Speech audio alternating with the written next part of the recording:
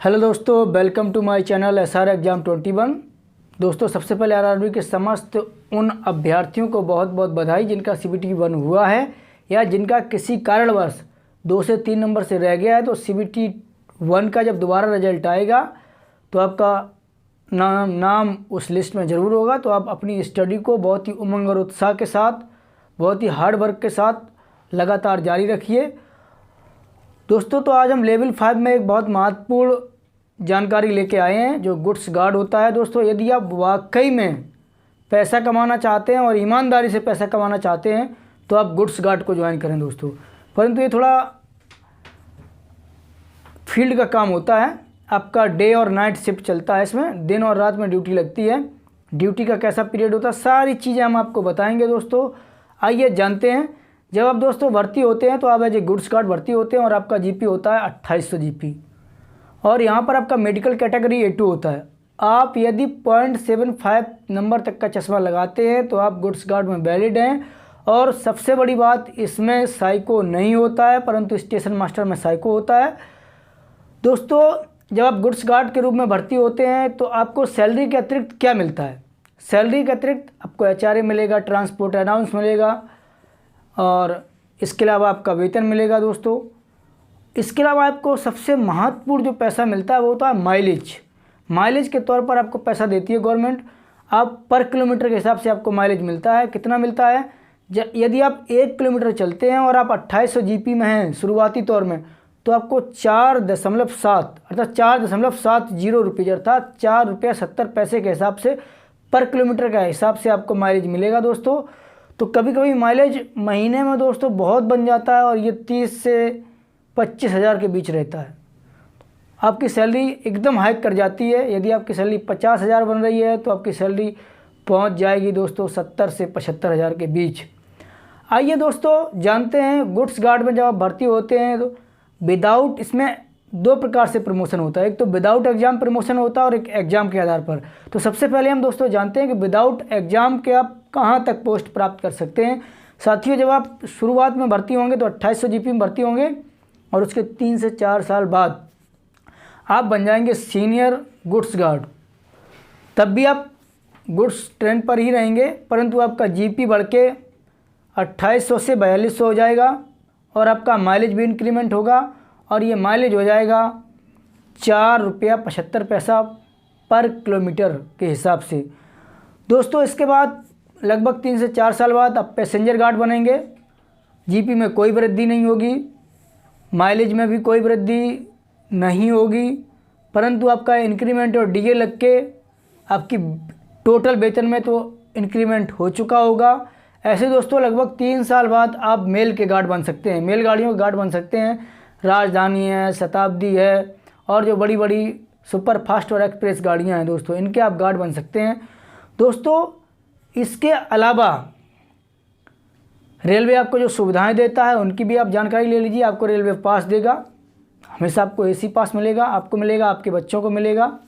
बच्चों से मतलब है आपकी वाइफ को और आपके बच्चों को 18 साल की उम्र तक पास मिलेगा दोस्तों। इसके अलावा रेलवे आपको और आपकी फैमिली को मेडिकल सुविधाएं देता है।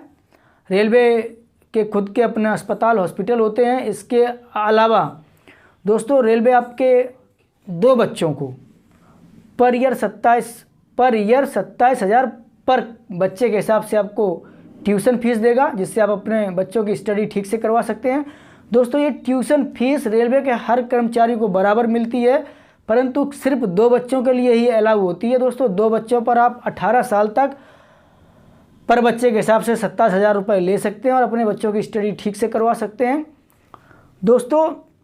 यदि आपके फादर एक्सपायर हो गए हैं, फादर नहीं है किसी कारणवश, तो दोस्तों आपकी मदर को और आपकी जो डिपेंडेंट सिस्टर हैं उनको भी पास मिलेगा। पास उनको अलग से जारी नहीं होता है, आपके पास में ही उनका नाम रहता है दोस्तों। आप जानते हैं गुड्स गार्ड में प्रमोशन एग्ज़ाम के आधार पर कहाँ तक होता है और आप कौन कौन सी पोस्ट प्राप्त कर सकते हैं। तो दोस्तों आप एग्ज़ाम देके कौन कौन सी पोस्ट प्राप्त कर सकते हैं दोस्तों। यदि आप भर्ती होते हैं और भर्ती के 3 साल के बाद तक आपका जीपी 4200 नहीं लगता, अर्थात आप सीनियर गुड्स गार्ड नहीं बन पाते हैं। तो दोस्तों आपको वहाँ पर 2 चांस मिलते हैं। आप एग्ज़ाम के माध्यम से आप डिप्टी एसएस बन सकते हैं। डिप्टी एसएस का मतलब एएसएम बन सकते हैं। आप अपनी जॉब यदि चेंज करना चाहें तो आप एएसएम भी बन सकते हैं साथियों। तो दोस्तों आप डिप्टी एसएस बन सकते हैं, अर्थात आप एएसएम बन सकते हैं। यदि आपको लगता है कि जॉब हेक्टिक है तो आप अपना गुड्स गार्ड से एसएस बन सकते हैं, डिप्टी एसएस बन सकते हैं, अर्थात एएसएम बन सकते हैं, क्योंकि एएसएम की जो जॉब होती है वो 4200 जीपी की होती है साथियों। इसके अलावा एक बहुत ही शानदार जॉब होती है जिसको हम एओएम बोलते हैं दोस्तों। ये भी 4200 जीपी में ही आते हैं दोस्तों, परंतु ये एक ऑफिसर रैंक की जॉब होती है और इनको हम बोलते हैं एओएम, अर्थात असिस्टेंट ऑपरेटिंग मैनेजर। क्योंकि दोस्तों गुड्स गार्ड जो होते हैं वो ऑपरेटिंग डिपार्टमेंट के अंतर्गत आते हैं। तो साथियों ये एक ऑफिसर रैंक की जॉब होती है जिसको बोलते हैं एओएम, असिस्टेंट ऑपरेटिंग मैनेजर। दोस्तों यदि आप असिस्टेंट ऑपरेटिंग मैनेजर बन जाते हैं, परंतु दोस्तों इसमें सीट्स कम आती है। यहाँ यदि आप मेधावी छात्र हैं तो आप ज़रूर, मेधावी स्टूडेंट रहे हैं तो आप ज़रूर ये पोस्ट प्राप्त कर लेंगे और इसके बाद यहाँ से आप बहुत आगे तक जा सकते हैं। आप यहाँ से सीनियर एओम बन सकते हैं, सीनियर एओम से आप डीओम बन सकते हैं और डीओम से आप सीनियर डीओम बन सकते हैं, जो ऑपरेटिंग डिपार्टमेंट का सबसे बड़ा अधिकारी होता है दोस्तों ये डीओम। एओम का मतलब होता है असिस्टेंट ऑपरेटिंग मैनेजर, सीनियर का मतलब ये सीनियर हो जाएगा। ये डीओम डिविजनल ऑपरेटिंग मैनेजर होता है और ये सीनियर डिविजनल ऑपरेटिंग मैनेजर होता है दोस्तों। तो यहाँ तक आप जा सकते हैं, परंतु आपको इससे पहले एओम का एग्ज़ाम पास करना होगा। इसमें वैकेंसी कम आती है, परंतु जो अभ्यर्थी इनको पास करते हैं वो बहुत आगे तक जा सकते हैं। साथियों आप वीडियो के लास्ट तक रहिए, हम आपको सैलरी स्लिप दिखाएंगे। अब हम जानते हैं इनकी ड्यूटी का क्या सिस्टम होता है। आइए दोस्तों जानते हैं। दोस्तों आइए जानते हैं ड्यूटी शेड्यूल क्या होता है। दोस्तों ड्यूटी शेड्यूल, यदि आप हेड क्वार्टर में, अर्थात जहां आपकी पोस्टिंग है, पोस्टिंग आपकी कहाँ होती है? पोस्टिंग उन स्थानों पर होती है दोस्तों जहां पर गुड्स गार्ड लॉबी होती है। दोस्तों यदि आप एनसीआर डिवीज़न की बात करें तो दोस्तों यहाँ पर 3 मंडल हैं, 3 जोन हैं, अपना इलाहाबाद जोन, आगरा जोन और झांसी जोन। तो झांसी तो सबसे बड़ा जोन है, वहाँ पर कई जगह जो है गुड्स गार्ड लॉबी है दोस्तों। आइए जानते हैं कहाँ कहाँ झांसी में गुड्स गार्ड लॉबी है दोस्तों। तो झांसी में जूही मतलब जीएमसी कानपुर के अंतर्गत आता है, ग्वालियर में है, ग्वालियर के अलावा आपका बांदा में है, उरई में है और झांसी में। दोस्तों अगर इलाहाबाद डिवीज़न की बात करें तो इलाहाबाद डिवीज़न में कानपुर जीएमसी, छियोंकी इलाहाबाद, खुद प्रयागराज में, सीएनबी अर्थात कानपुर में, कानपुर के अलावा कानपुर में मेल है तो मेल का है दोस्तों और जीएमसी में गुड्स गार्ड का है, और टुंडला में दोस्तों। आगरा डिवीज़न की बात की जाए दोस्तों तो आगरा डिवीज़न में 2 जगह है, आगरा और मथुरा में। तो दोस्तों यहाँ आपकी पोस्टिंग होती है, अर्थात ये आपके हेड क्वार्टर होते हैं। यदि आप हेड क्वार्टर पर हैं दोस्तों तो आपकी 14+2 आवर के अंदर अंदर आपकी ड्यूटी लग सकती है। ये 14+ मैंने 2 क्यों लिखा दोस्तों, इसका रीज़न अभी आपको बताएंगे। और दोस्तों यदि आप हेड क्वार्टर के बाहर हैं, जहाँ आपकी पोस्टिंग है उससे आप बाहर हैं, कहीं गार्ड रनिंग रूम में रुके हुए हैं, जैसे मान लीजिए आपकी टुंडला पोस्टिंग है और आप दादरी गाड़ी लेके गए हैं, वहाँ गार्ड रनिंग रूम में रुके हुए हैं दोस्तों, तो आपकी ड्यूटी 6+2 आवर में लगाई जा सकती है। 6+2 आवर में लगाई जा सकती है। इसका मतलब दोस्तों ये है कि ड्यूटी तो आपकी 8 घंटे के बाद ही आपको मिलेगी, परंतु 2 घंटे पहले आपको सूचित कर दिया जाएगा, क्योंकि जो आपको 8 घंटे का रेस्ट मिलेगा, जब 6 घंटा बीत जाएगा और आपको गाड़ी कहीं ले जानी है तो 2 घंटे जो होते हैं दोस्तों वो आपकी प्रिपरेशन के लिए मिलते हैं। आप खाना ले लीजिए, खाना खा लीजिए, नहा लीजिए, सोए हुए हैं, फ्रेश हो लीजिए, इन सब के लिए आपको 2 घंटे पहले से ही अलर्ट किया जाता है कि गार्ड साहब आपकी ड्यूटी लग रही है और आप तैयार हो जाइए। 2 घंटे पहले आपको फ़ोन आएगा। तो दोस्तों ये होता है 2 का मतलब, +2 का मतलब। साथियों यदि आप हेडक्वार्टर से बाहर हैं तो यदि प्रशासन चाहता है तो आप 72 घंटे तक हेडक्वार्टर के बाहर रह सकते हैं, अर्थात 72 घंटे के बाद आप अपने हेडक्वार्टर में रिपोर्ट करेंगे दोस्तों। आइए दोस्तों अब जानते हैं गुड्स गार्ड की सैलरी कितनी होती है और इसकी सैलरी स्लिप देखते हैं।